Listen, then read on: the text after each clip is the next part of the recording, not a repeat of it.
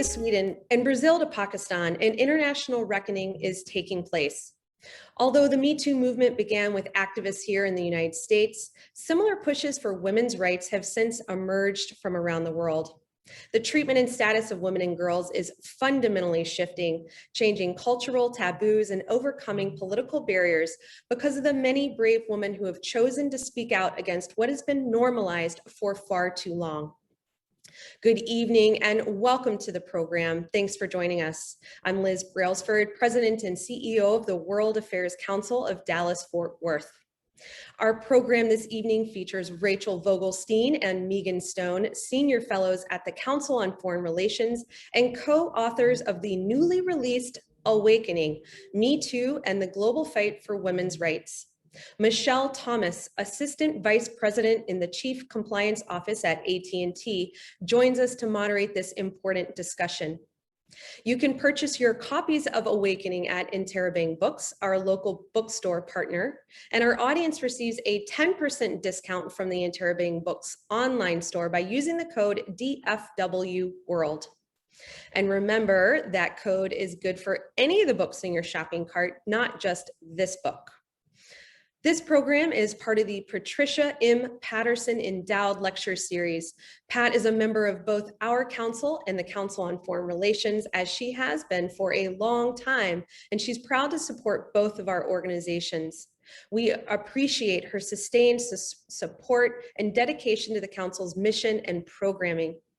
Additional support for this program is provided by Paige Hendricks Public Relations. Thank you so much. We're always happy to partner across the North Texas community, and tonight we have some wonderful organizations with us. I'd like to thank the Dallas Holocaust and Human Rights Museum for their partnership tonight, as well as our promotional partners, the Dallas Area Rape Crisis Center, League of Women Voters of Dallas, and the Women in LGBT Center at SMU. Thank you for being with us.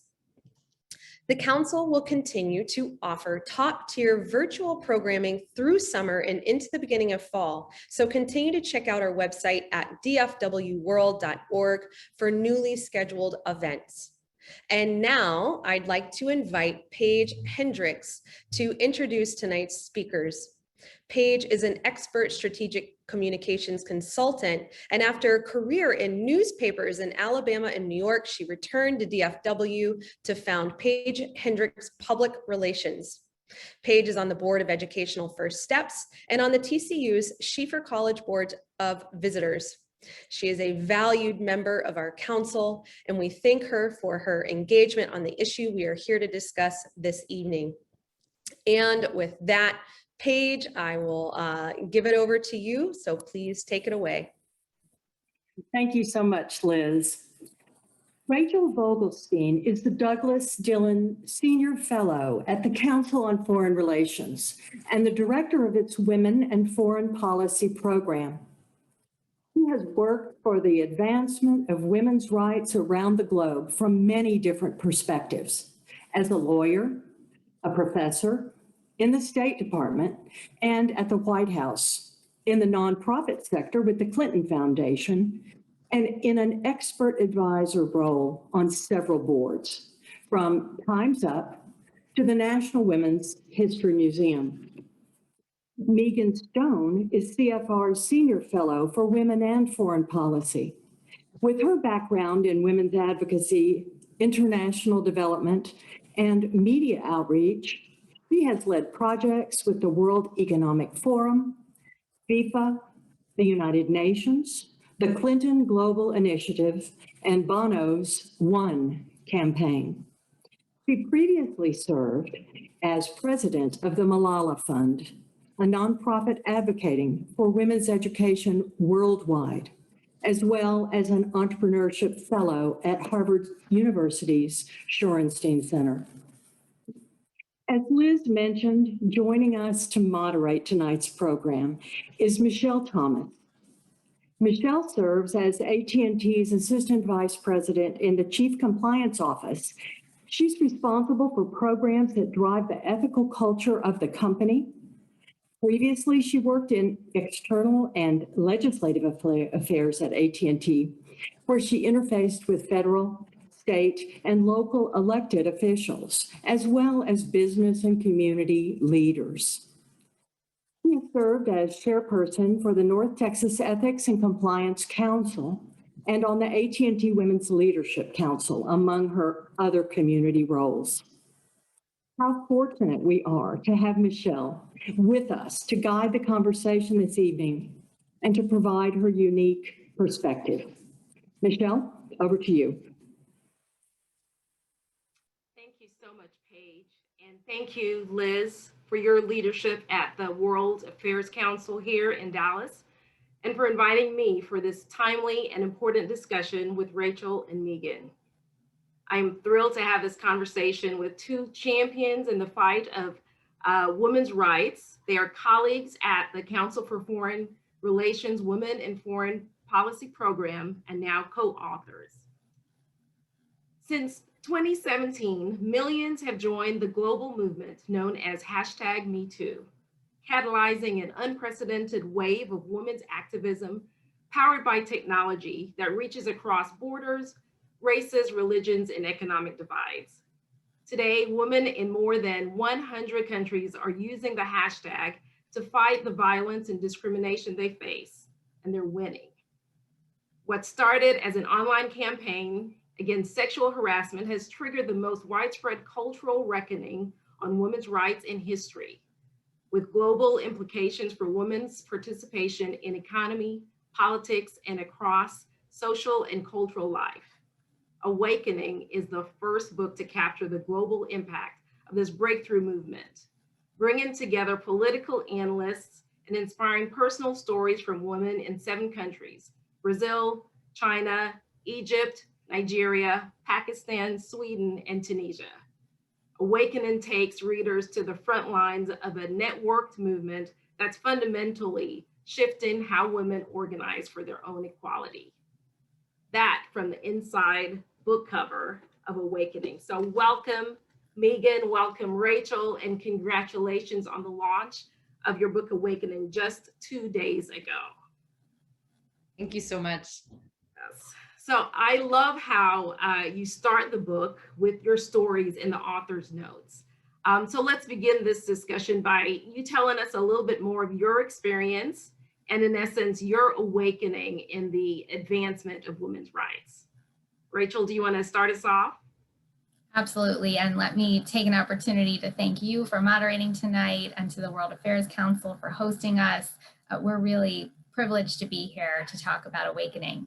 You know, I started thinking about this project in the aftermath of the 2016 election. I had worked on the campaign trying to elect the first woman president of this country. And in the aftermath, I was really struck by the rise of women's activism. And we, of course, remember the Women's March of 2017 and the millions who turned out and made their voices heard. But what really struck me is that the march ended up taking place across the globe. It was the largest global protest for women's rights in history on every continent. And we quickly saw the rise in women's voices continue with the spread of the global Me Too movement that exploded later that year. And as you said, is now in over 100 countries. And then it translated into a rise in women's political participation. We saw record numbers of women running for office in a diverse group of countries, not only here in the United States, but also in Afghanistan, in Brazil, in the Middle East. And while the media here was certainly covering what was happening with the Me Too movement and the rise in women's activism in this country, you know, we felt that the global campaign was really absent from the headlines. And we knew this was a story that had to be told. And I'm so privileged to have had a chance to go on the journey to the front lines of this movement together with Meighan. Meighan? Thank you so much as well, Michelle. It is just such a thrill to be here. And thank you, Paige, for all of your generous support. And I was telling this esteemed group of women before we started that I grew up in small town, Virginia. The rest of my family grew up in the beautiful state of Texas, but my dad was in the military. And we had the opportunity to go to talks like this when I was a little girl. And so I feel like events like this are frankly one of the reasons that I'm here talking to you about human rights and talking to you about this book. So I just want to say thank you to everyone that's made tonight possible and everyone that's attending. You know, for me, the start of this was really just working with women human rights defenders, right? So these are women fighting for human rights all over the world in some of the most difficult places to be a woman. Some of those countries are places we write about in the book, you know, places like Pakistan or in the north of Nigeria where Boko Haram is quite active, the terror group. And, you know, I would have conversations with these women. You get to know them. If you're doing this work right, you really get to know each other well, and you see the price that they pay. And many of them would often kind of disclose to me, and it wasn't ever the first meeting, and it wasn't something they usually spoke about from the stage when they were talking about their work, you know, but quietly over dinner or coffee, they would disclose that they were a survivor of sexual assault or female genital mutilation, or that they had been raped by a family member, or that they had been specifically targeted for speaking out politically, for asserting their rights with sexual violence. As we saw, for example, in Egypt, which we write about in the book, in 2011, you know, women came to Tahrir Square to make their voices heard and call for a new government, call for a new regime, and they were very specifically targeted with sexual violence to try to silence them. You know, and for me, I share in the book, I myself am a survivor, and I'm a church girl. I come from a conservative faith background, you know, and so, you know, I'm so glad to see the change, for example, in our faith communities to actually support women, starting to support women and coming forward. But at the time when I was a young woman, I didn't feel like this was something that I could talk about or share. It was something that was a cause of great shame for me, and that I felt like I had done something profoundly wrong. It was my fault, you know. So when I sit with other women from other maybe different faiths, but somewhat similar conservative cultures at times, there are some places of alignment. You know, I've always had a place in my heart for understanding the burden of carrying that, right? But I think it's overdue that we just say this isn't a woman's problem or a personal problem or a shame problem. This is a policy problem. It's a human rights problem. And that's what the book is really about. It's talking about the fact that we really need to further women's rights, and we need to further women's equality, whether that's the laws, legal enforcement, political office, you know, in business, economically, whatever it might be, to make sure that women have the integrity of their bodies to be able to lead without fear, right? So I've just been so thankful also to go on this journey together with Rachel, but also to get to know the women in the book. And I really hope that readers will get to know them too. When we wrote the book, we really wanted those women to be centered and not ourselves. So the author's note's very brief in the beginning because we really just want to get to the women. And we wanted to make sure that they were the centerpiece of our book and our stories, because they deserve that. They are heroic, creative, and courageous. Thank you, Meighan. So let's go before the author's note to the foreword of Awakening, and it's written by Tarana Burke. So she's a founder of the Me Too movement. And how did the movement that started, I guess, almost 15 years ago with a quiet admission of her saying Me Too as a shared language between survivors grow into a connective framework for movements across the globe spurred by the hashtag Me Too? And Meighan, I know that you are the kind of the digital expert here. Talk to us a little bit about, you know, that movement, kind of the social media technology behind all of this as well. Sure. You know, I'm happy to start, and I know Rachel will surely have something to offer from her expertise too. But, you know, one of the great gifts of this process was being able to talk to Tarana and to give her this request saying, please, would you consider writing the foreword? And we had a really powerful phone call with her when we were first kind of sharing with her about the project, where we were sharing with her these stories of women organizing digitally to come together as survivors, to change the law, to lead, to really foster social change and fight for that. And one of the great gifts was we were telling Tarana stories about some of these digital campaigns like Ariwa Me Too, which just means north in Hausa language, which is in the northern part of Nigeria, you know, or sharing with her some of the hashtags from other countries, or events like the Orat March in Pakistan, where they were carrying signs that said Me Too, you know, and she hadn't heard some of these stories. She was not even aware of some of the impacts of this movement that she had started, that she had really been the mother to. And I think what's so powerful about it too is that it started in real time. It started in this very intimate moment between her and a young woman in Selma, Alabama, when she was working as a community organizer and counselor, and a young woman had confided in her that she had been sexually assaulted by a family member. And Tarana is very honest in saying that she did not have the courage in that moment to say the words, "Me too."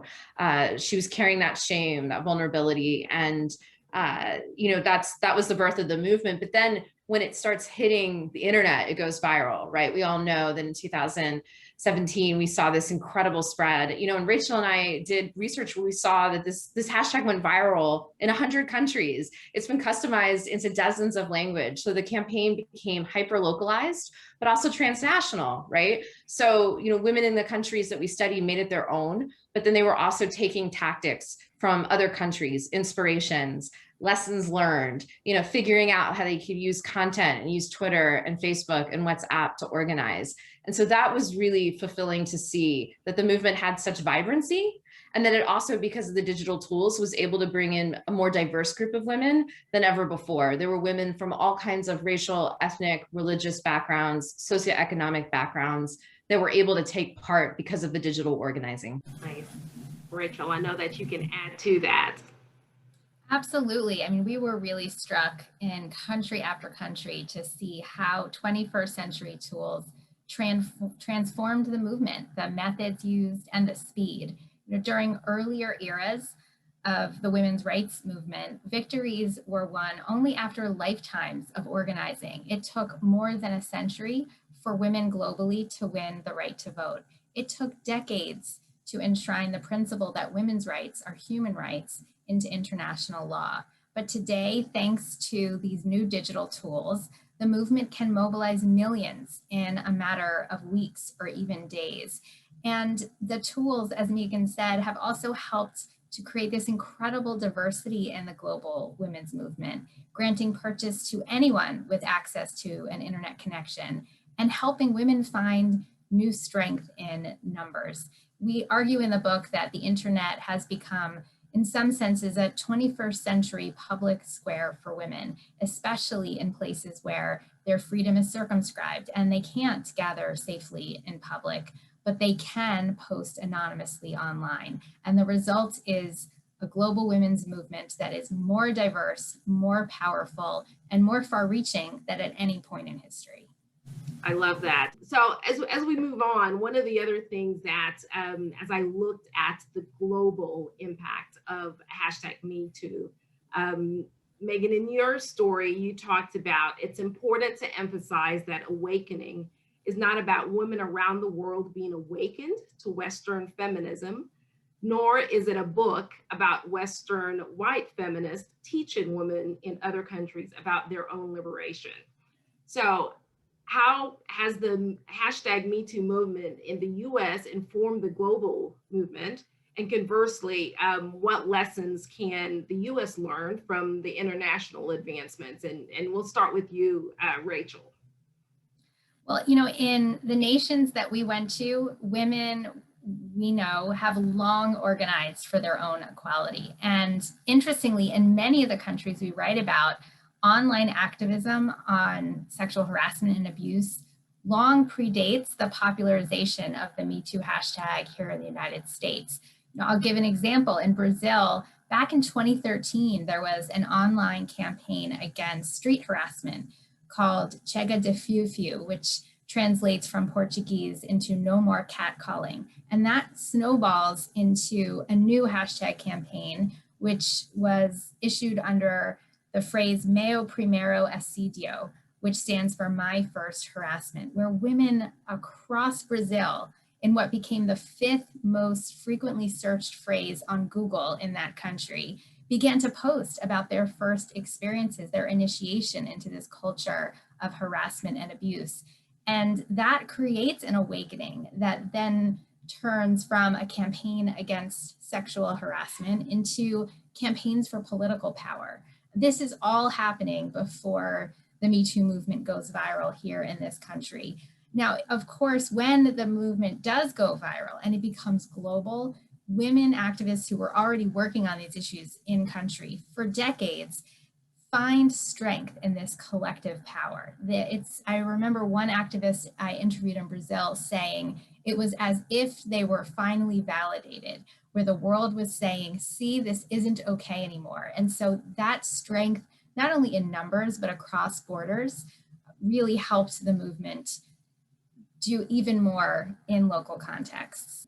You know, and I'm happy to add to that, that I think it's so important that we approach these issues as Americans with both leadership and humility. You know, the US has an incredible leadership role to play on the global stage, whether that's through diplomacy or through our international development assistance, our foreign aid, which has saved millions of lives all over the world, particularly of, you know, mothers, children, you know, healthcare, you name it. Like, the US has been an incredible force for good.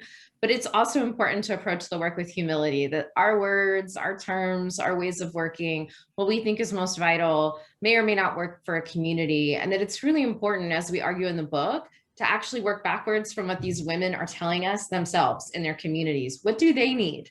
What is the most important thing to them? You know, how can we support them? Not how can we give them support and then direct them, you know, to deliver solutions, because they're going to be the ones that still live in this community long after our work is done, right? They know the community leaders, they know the faith leaders, they know what strengths and weaknesses there are. And they also know the particular dangers, which is something that we really touch on in the book, in terms of, you know, a lot of these women suffer from real backlash for standing up. And that can be anything from, you know, threats to their physical safety, their family members losing jobs, you know, having to go into hiding. I even got messages this weekend over WhatsApp from some of the Pakistani activists who were part of the Women's March there. And they've had such reprisals, they've had to go into hiding even recently, and we're concerned about the risk to themselves and their lives and their families, you know. So they're going to have to be the ones to make these tough decisions. They're going to be the ones that know the right way forward. And I think it's so important. And the only other thing I would just add is that, you know, I think the racial justice movement in the United States and the fact that Me Too have both over the last several years gotten incredible power, I don't think is a mistake. I think it's vulnerable groups, it's disenfranchised groups. I think I see learning tactics from each other, getting inspiration from each other, and also seeing that there's true power in collective speaking out together, like collective power in organizing, and particularly digitally. Even during the pandemic, you know, huge gains, huge shifts. And so I don't think it's, as we write in the book, we don't think it's just happenstance that this all happened. I think it's very intentional, and I think the movements are really learning from each other. Yeah. I really loved the stories. I loved hearing from the women, the really brave and courageous stories of their struggle for women's rights, and, you know, that you have so well captured in the book.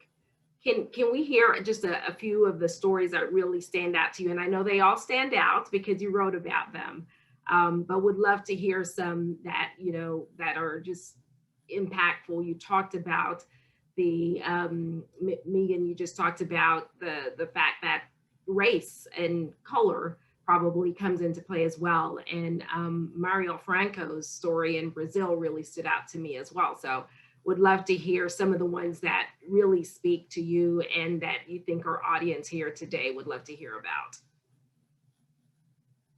Well, I'm happy to jump in since you mentioned Marielle Franco from Brazil, which was a country I had the privilege of traveling to. And, you know, her story begins in the aftermath of the rise in women's activism against abuse and harassment that I mentioned. You know, you have women who are raising their voices online and then eventually in the streets.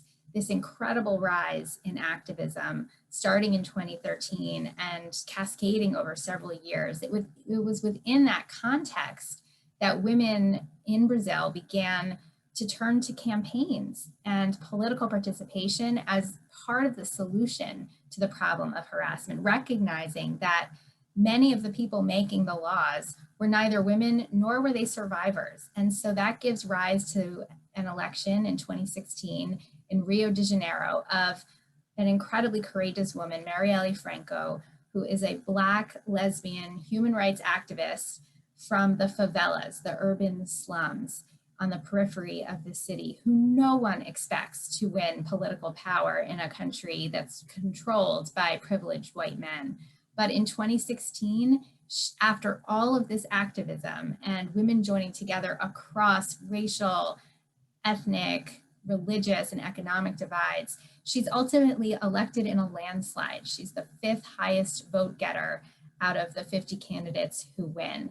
In the end, she pays the ultimate price for her advocacy. She is assassinated in broad daylight by those who opposed her commitment to ending harassment and discrimination.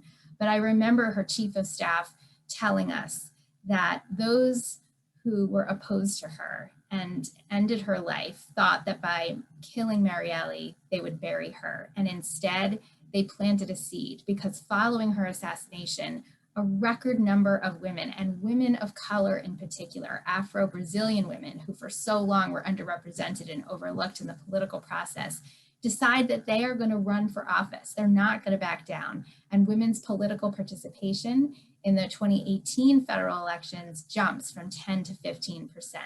Now, there's still a long road to go, particularly under Brazil's current president, Jair Bolsonaro, who has fought tooth and nail against women's rights in that country.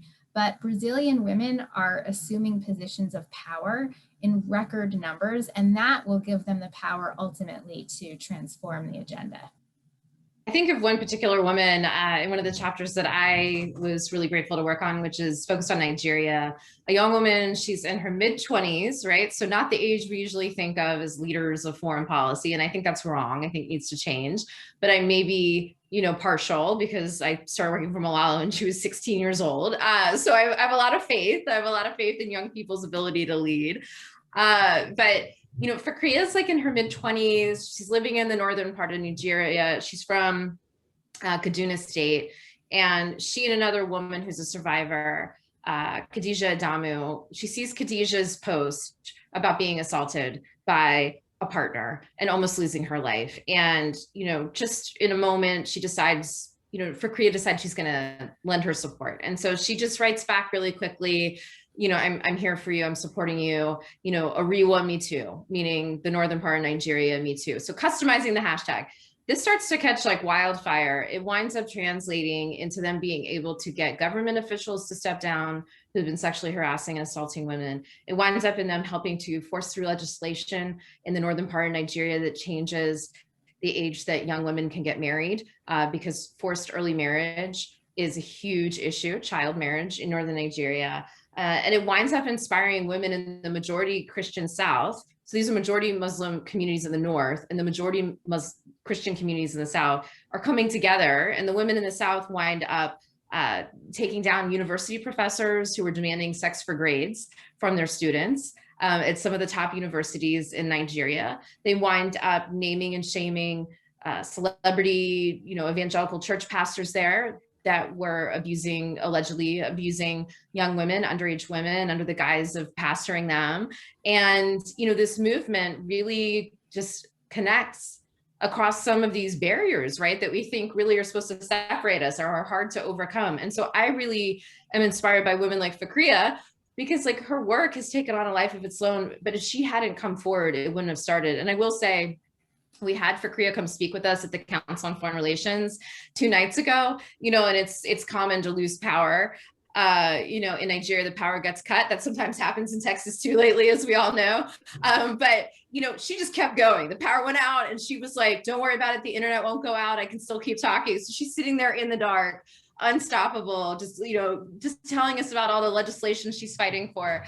So these women are extraordinary, and in the book we really argue that they need to be supported. They need the resources that they are seeking to support their work. And a lot of the women, they're doing this on a shoestring budget. It is literally on some smartphones, on their Facebook accounts. It's content that they're making themselves. Like one young woman I talked to in Tunisia, she's like, there's not a lot of good content about sexual violence in Tunisian Arabic. I found myself like designing things so that like women could share these images online and educate each other and reach out. These women have got so much hustle, and it's really just a gift to talk to them and see them in action. So, in the book, we talk about resourcing these women appropriately and really supporting them.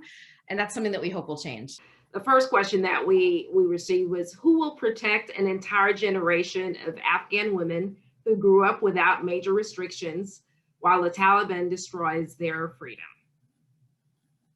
I'm happy to start. You know, the United States has a responsibility here, and it's really critical that the Biden administration advocate for the meaningful participation of women in every process in Afghanistan. We are all seeing the news reports about how fraught the situation on the ground is, and we know it's particularly dangerous for women who have been under sustained assault.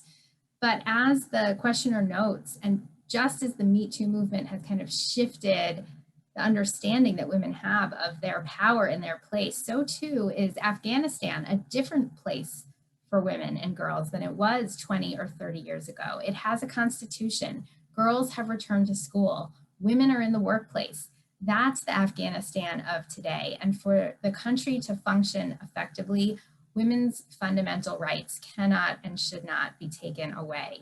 You know, my understanding is that many in the Biden administration are focused on the safety and the security of women in this transition. And quite frankly, they really need to be. They need to ensure financial support and assistance to women's organizations on the ground.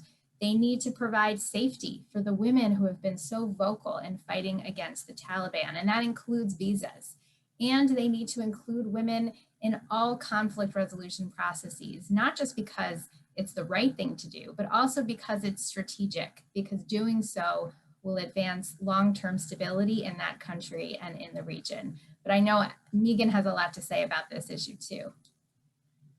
Thank you so much, Rachel. I have to say one of the gifts of living in DC is that you get to interact with diplomats, and activists and women leaders from all over the world. And we were grateful to have at the Council on Foreign Relations. I got to host the ambassador of Afghanistan to the United States, Royal Romani. And Ambassador Romani is the first woman to have been the ambassador of Afghanistan to the United States, something that was just incomprehensible, right? Even 10 or 15 years ago. I mean, just not even on the table as an option, right? So a lot of progress has been realized, but I think this gets back to how tough it is now to try to enforce these sorts of provisions when women aren't taken care of as part of conflict resolution, conflict mitigation. The way the US pulled out or began or announced the process quite haphazardly, as has been documented, we really gave up so much ground that we could have used to secure gains. And for me, I come from a military family, and I have to say my cousin fought in Afghanistan, and our entire family was terrified the whole time that he would not come home. And I think of how he sacrificed and how other, folks in my family have sacrificed in military service.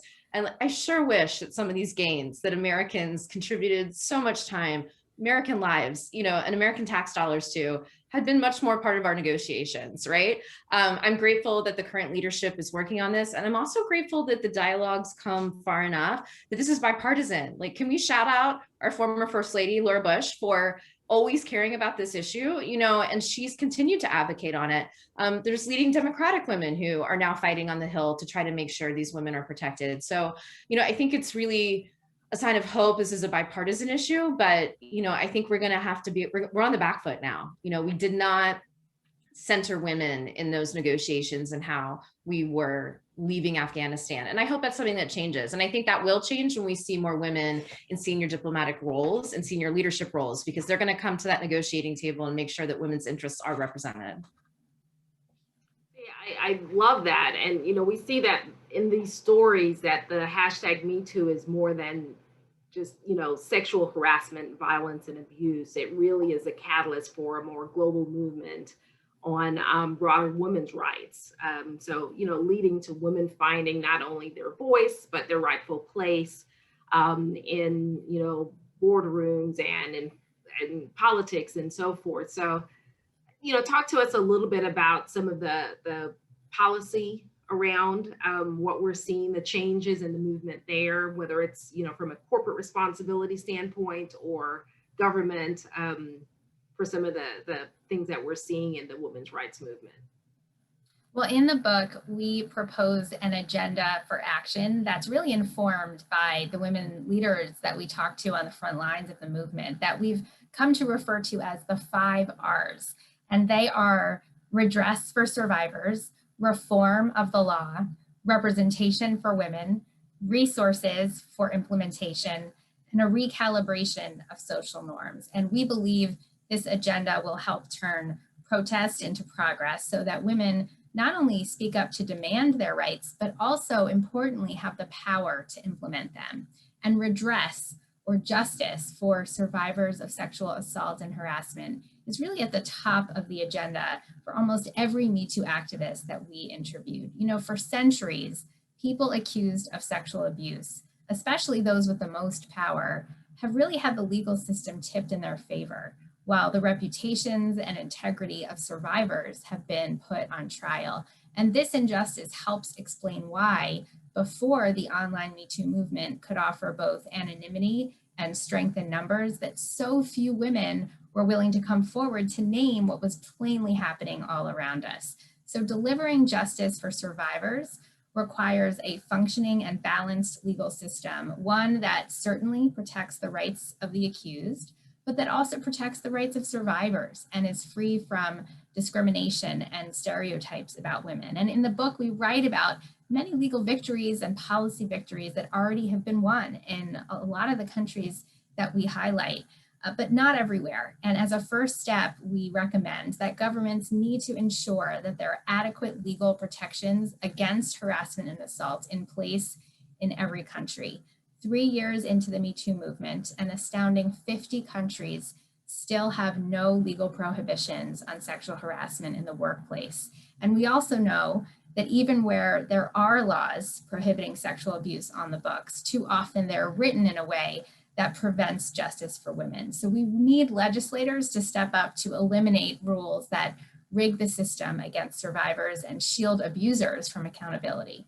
I mean, we saw in the stories from Sweden that while they're seen as very progressive on women's rights and their laws that are on the books, we had lots of stories from Sweden as well.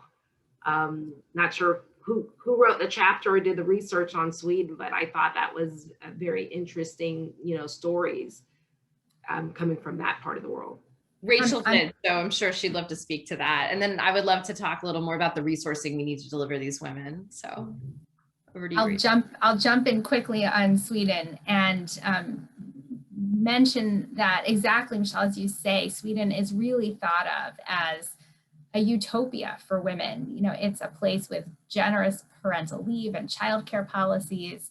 The streets teem with fathers pushing strollers and at playgrounds alongside mothers.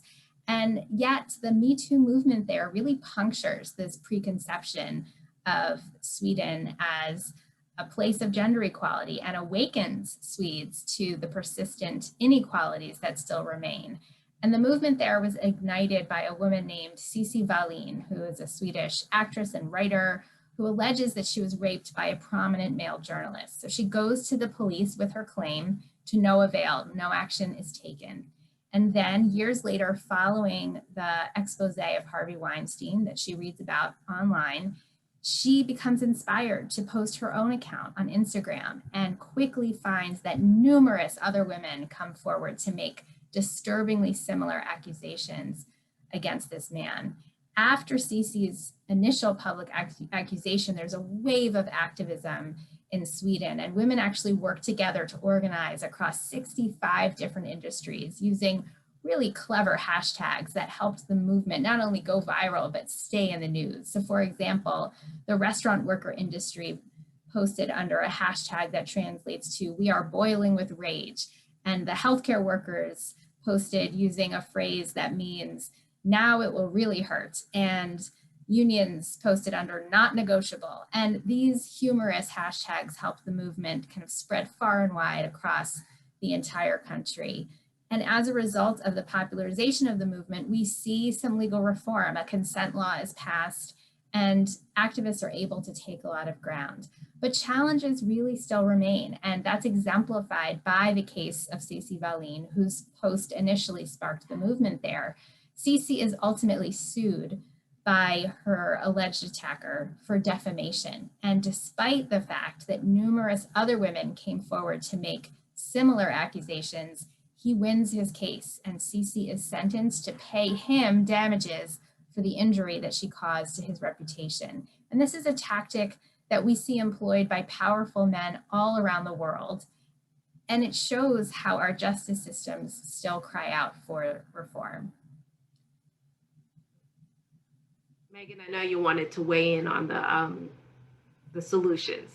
Yeah, I think it's so important, right, to hear these stories and to understand what's happening in these countries, but also to get super real that a lot of the change that's happening in these countries is not dependent on whether we're inspired, or whether we understand better. It really requires us then partnering, right? Partnering with these women. And so one of the R's in our agenda of the 5 R's is resources. And that one we really tried to hit hard in the book, because 2 things need to happen. We as individuals can take action by supporting these women. And if you read the book and you are inspired by any of them, please don't just be inspired, take that next action.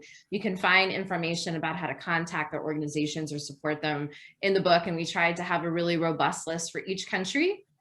And then global organizations too, like the Global Fund for Women and UN Women, so that you can know that you're making a difference in what you're doing if you want to lend your personal support. And then also just to talk to, our elected leaders and say, we want to see more women's groups supported with our international development assistance. Right now, globally, global development aid, less than 1 penny of every dollar will go to a women's organization, an organization advocating for women's rights. And we think that has to change, especially because half the population is women. How can we have half the population be women and get less than 1 penny of every dollar going to organizations furthering the rights of women, right? So we want to see profound change in that area as well, because otherwise, we're just going to keep telling these stories for many more decades. The change needs to be supported in ways that really matter. And that's an important role that Americans can play.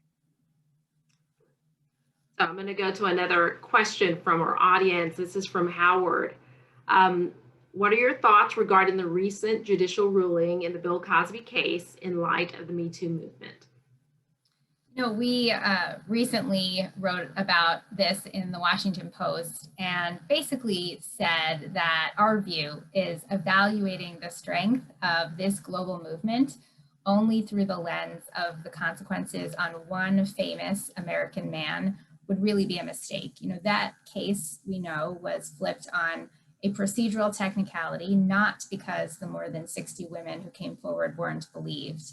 And Me Too continues to have a profound impact on the lives of women, not only in the United States, but all around the world. And you will see in the book, we hope you will read the book, that there are many examples of where justice for women is deferred or delayed or denied, but we're also seeing remarkable victories. We're seeing legal doctrine reinterpreted because of a shift in social norms. We're seeing new policies passed in countries that would surprise you. And we believe that the momentum is there to actually start to see some of the legal reforms that we recommend.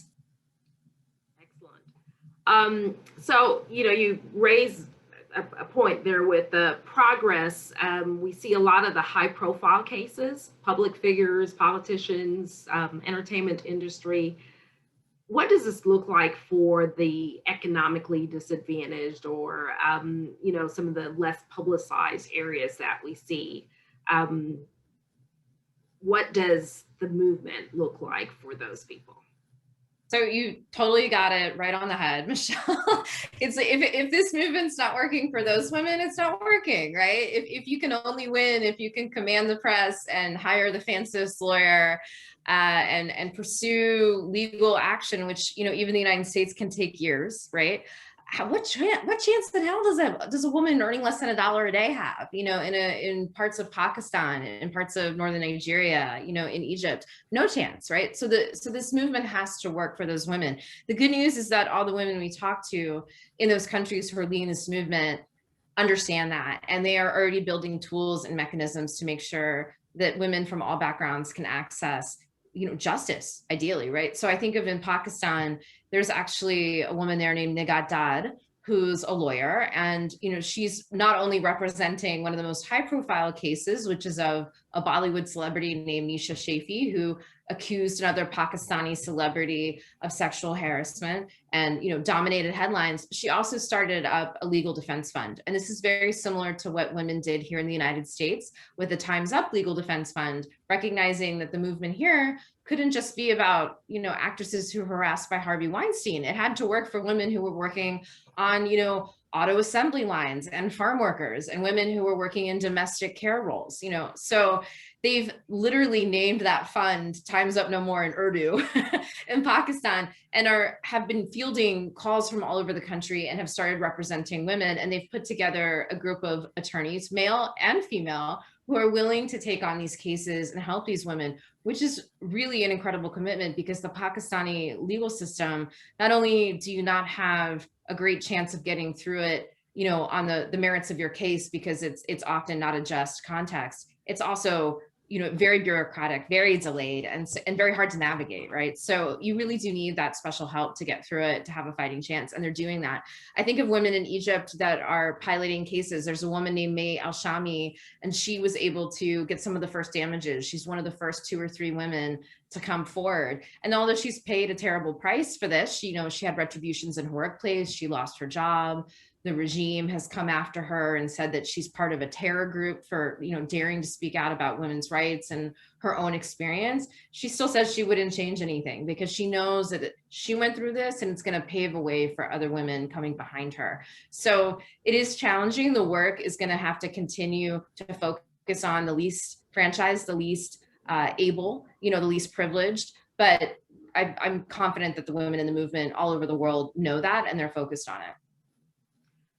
A follow-up question to that, and this came knowing our audience with the World Affairs Council here, talk about the economic potential of women and girls that has been held back, and how do these special movements and the resulting changes impact that potential?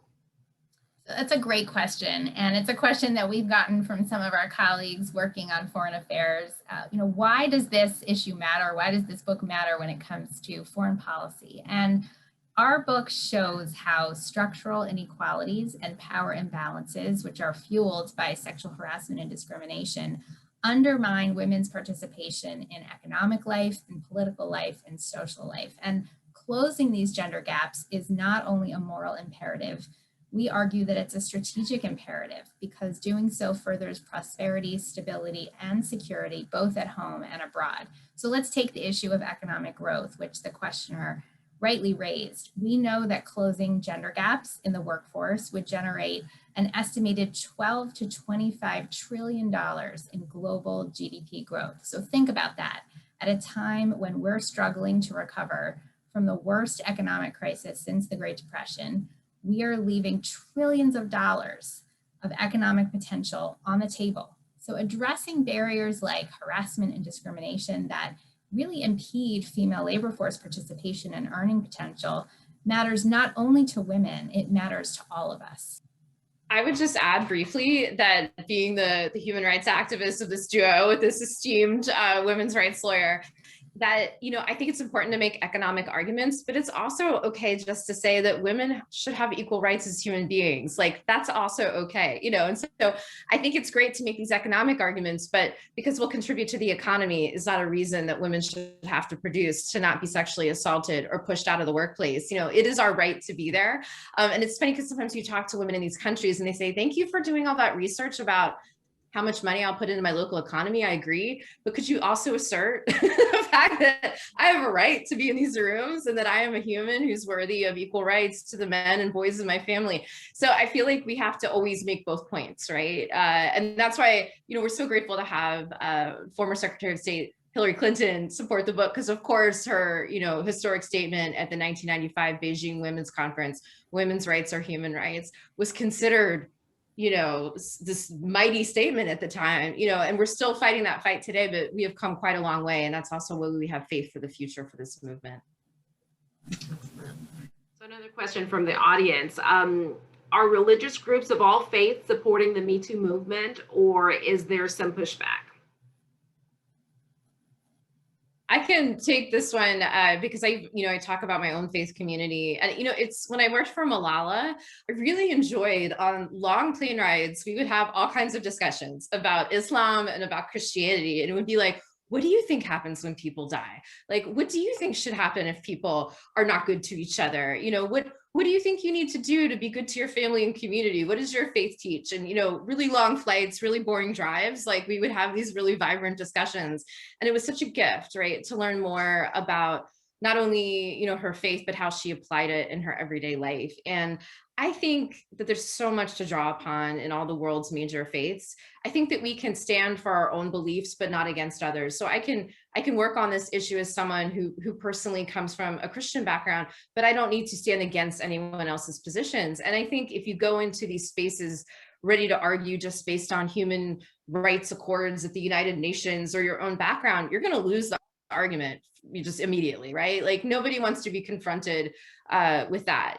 What you can do is find ways to work together based on what that person believes to be the most sacred guiding principles, right? And I think of the women in northern Nigeria in Kaduna State. They've done really interesting work with some of the imams there, going to talk about, as Muslim women, what do they see in the Quran? What does the Prophet, peace be unto him, say, about women and about women's roles in society and why they're worthy of these protections?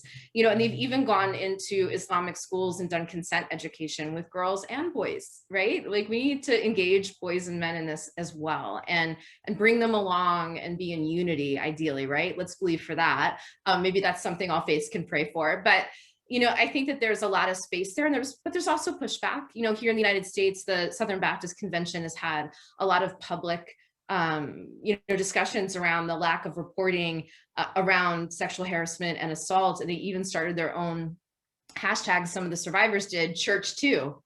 And so that was their version of the Me Too campaign. And I don't want to mention that one denomination and say that somehow they are the only ones struggling with this, nor is that faith the only faith struggling with this. I think we know from studying sexual harassment and sexual abuse, sexual assault, it thrives in what? Power differential, right? So in any faith community where folks are held up to be leaders, if somebody is a bad actor, there's always going to be a pathway to abuse that power. And that's why we need to get rid of stigma and shame. We need to do things like make sure Tarana Burke's survivors agenda is something that we're all working towards, and start to make this something that can show the best of all of our faiths, that we stand with women and girls who have been harmed and that we believe in restoration, right? Like, I think that's something we can all believe in, and we can probably find a through line of justice and restoration in most major faith traditions. So I have hope, even though at first it can look like communities are disparate, we can actually work together. So just looking at our time, I'm going to ask one more question from that I got from the audience, and then I'll give you both an opportunity just to wrap up. And as one question here says, in the second edition of the book, what would you change or add? But we're not going to go there yet. This next question from Susan: what educational criteria needs to be developed or has been developed that can be or is effective to stop people from believing that they have a right to abuse others? What is the future? Big question. Well, one of the R's in our 5R agenda is recalibration. We talk about the importance of recalibrating social norms, even where strong laws and policies are on the books. Deeply ingrained stereotypes can block their implementation and perpetuate this imbalance of power. So it's time for a recalibration. And to shift attitudes, we've seen advocates around the world enlisting allies to push for cultural reform rather than focusing solely on redress legally or policy change. Activists are working to promote a reassessment of women's power, including portrayals that celebrate women exercising leadership. Other advocates are demanding instruction in sex education that teaches children from the earliest ages about the importance of consent. And we recognize that cultural transformation can be a long process, but history also shows us that norms can change even when they seem intractable after hard-fought campaigns for justice. Just consider the difference from one generation to the next after the fall of apartheid in South Africa, or the transformation and the acceptability of gay marriage here in the United States. The cultural shifts that are already being seen because of the Me Too campaign promise to be another transformative moment, one in which women will have, hopefully, the power to claim the rights that they've named. So, Rachel, while you're speaking, I do love how Nina, or is it Vina, worded this for the second edition of the book. What would you change or add? But I really want to ask, what else do you want this audience to know about the book or some of the work that you're doing? Because I know that there is much work left to be done. Well, the truth is we selected the 7 countries that we did to tell the story of the global Me Too movement around the world because they represented a diversity in terms of geography, cultural traditions, ethnicities, races, systems of government, from communist autocracies to small social democracies. But the truth is, we could have written this entire book with 7 different countries. In fact, we could have written it with 50 different countries. So we hope that the focus that we've put on this burgeoning movement globally is fodder for more writing on this topic, because it is critical that we not only focus on the rights of women here in the United States, but the rights of women around the world. We can see how gender injustice can spread easily across borders, but so too can its cure. And we have a lot to learn in collaboration with our partners and our sisters around the world. In terms of what we hope people will do, get the book, read the book, and then, as Meighan said before, we hope you'll take action. We hope you'll support some of the women and organizations we write about in the book. And we hope that you will make change in your own life, challenge harmful and discriminatory norms that you hear espoused by family and friends. When you hear jokes or stereotypes about the truthfulness of women who come forward about sexual abuse, challenge those. If you hear people questioning the likability or relatability of women seeking positions of power, challenge them. Shifting attitudes about sexual abuse and women's leadership, it's a really important part of addressing this broader power imbalance. So I see that Liz is on. Not sure if we have 30 seconds for Meighan to give her last words. Rachel That's said very a lot. generous. That's very generous. Rachel did a great job. So all I'll say, as an activist that's used to having a bullhorn, is I hope that everyone here is in their power as women, as men, as people that care about these issues. And I have to say, the whole world comes through Texas. There's so many resources there. You have a whole lot of people who run for president from Texas. You have powerful members of Congress and in the Senate. So I hope you'll make your voices heard with those folks. You're their constituents, and your voice can actually have a tremendous impact on how we reach and support these women and girls and women all over the world. So I hope you will leave tonight feeling empowered and awakened to your own voice, and that you'll use it to support these incredible women that we write about. Thank you so much. Liz, I'm going to turn it back over to you. Well, thank you. What a fascinating, enlightening, functional, engaging discussion. So I really appreciate it. And I also want to thank Pat Patterson again for our endowed lecture series. And again, to all of the amazing women involved with this program tonight. Thank you, ladies, truly. And before we sign off, I just would like to remind our viewers to please buy a copy of this book, Awakening, and to use the code dfwworld for 10% off your online purchase at our partners in Terabane Books. And to catch up on any of our past programs, head over to our YouTube channel at DFW World. Ladies, thank you so very much for your time this evening on this extremely important topic. Have a great evening, everyone. Goodbye.